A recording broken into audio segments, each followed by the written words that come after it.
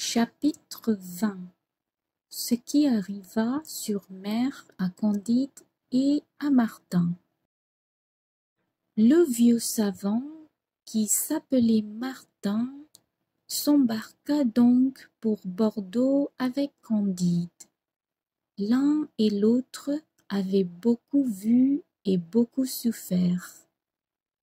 Et quand le vaisseau aurait dû faire voile de Suriname au Japon par le cap de Bonne-Espérance, ils auraient eu de quoi s'entretenir du mal moral et du mal physique pendant tout le voyage.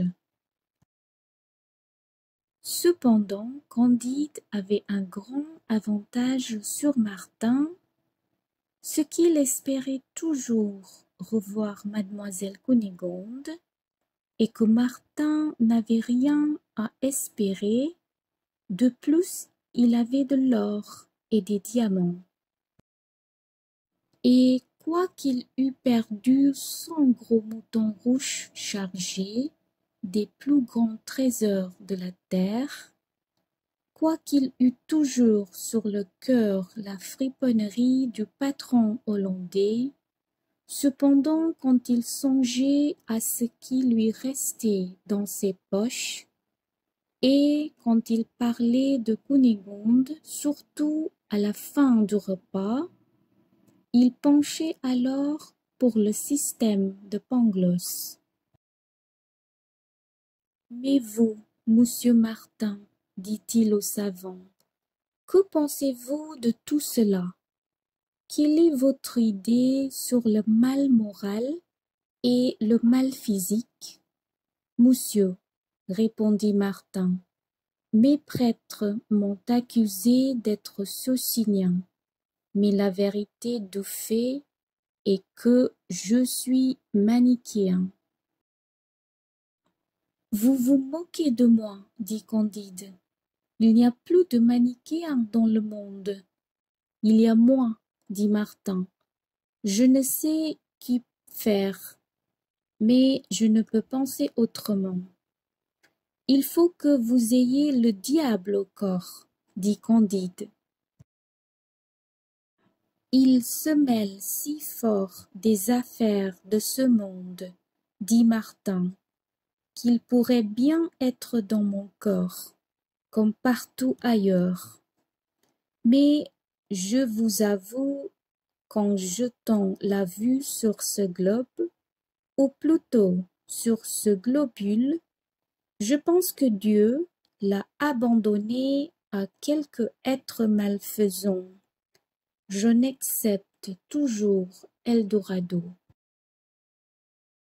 Je n'ai guère vu de ville qui ne désirât la ruine de la ville voisine, point de famille qui ne voulût exterminer quelque autre famille.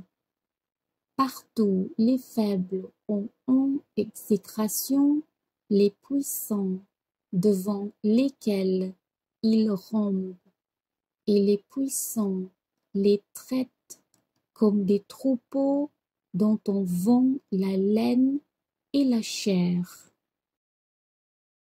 1 million d'assassins enrégimentés courant d'un bout de l'Europe à l'autre exerce le meurtre et le brigandage avec discipline pour gagner son pain, parce qu'il n'a pas de métier plus honnête, et dans les villes qui paraissent jouir de la paix et où les arts fleurissent, les hommes sont dévorés de plus d'envie, de soins et d'inquiétude qu'une ville assiégée n'éprouve de fléaux.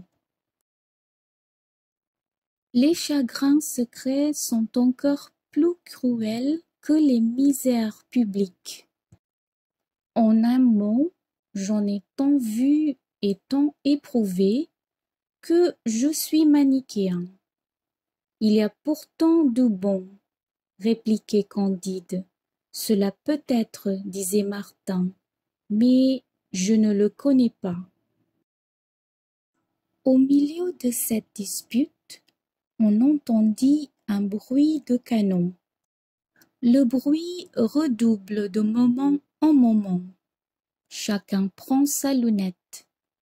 On aperçoit deux vaisseaux qui combattaient à la distance d'environ 3000. Le vent les amena l'un et l'autre si près du vaisseau français qu'on eut le plaisir de voir le combat tout à son aise. Enfin, l'un des deux vaisseaux lâcha à l'autre une bordée si bas et si juste qu'il le coula à fond.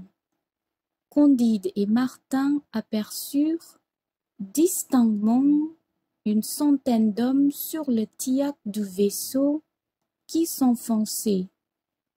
Ils levaient tous les mains au ciel et jetaient des clameurs effroyables. En un moment, tout fut englouti. « Eh bien, dit Martin, voilà comme les hommes se traitent les uns les autres. » Il est vrai, dit Candide, qu'il y a quelque chose de diabolique dans cette affaire.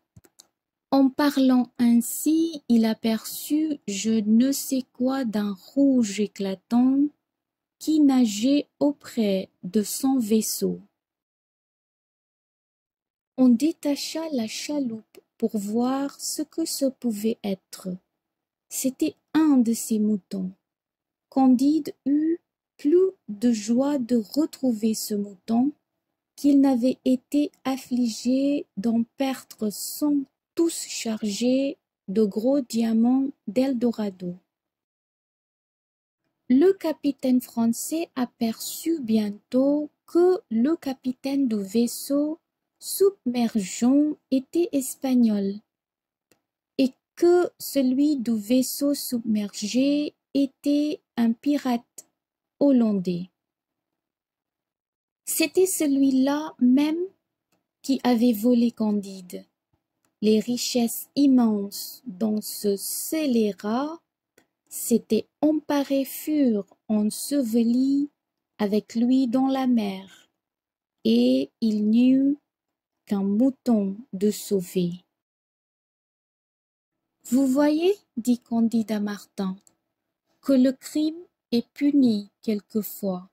Ce coquin de patron hollandais a eu le sort qu'il méritait. » « Oui, dit Martin, mais fallait-il que les passagers qui étaient sur son vaisseau périssent aussi? Dieu a puni ce fripon, le diable a noyé les autres. » Cependant, le vaisseau français et l'espagnol continuèrent leur route, et Candide continua ses conversations avec Martin. Ils disputèrent 15 jours de suite, et au bout de 15 jours, ils étaient aussi avancés que le premier. Mais enfin ils parlaient, ils se communiquaient des idées, ils se consolaient. Candide caressait son mouton. « Puisque je t'ai retrouvé, dit-il, je pourrais bien retrouver Cunégonde.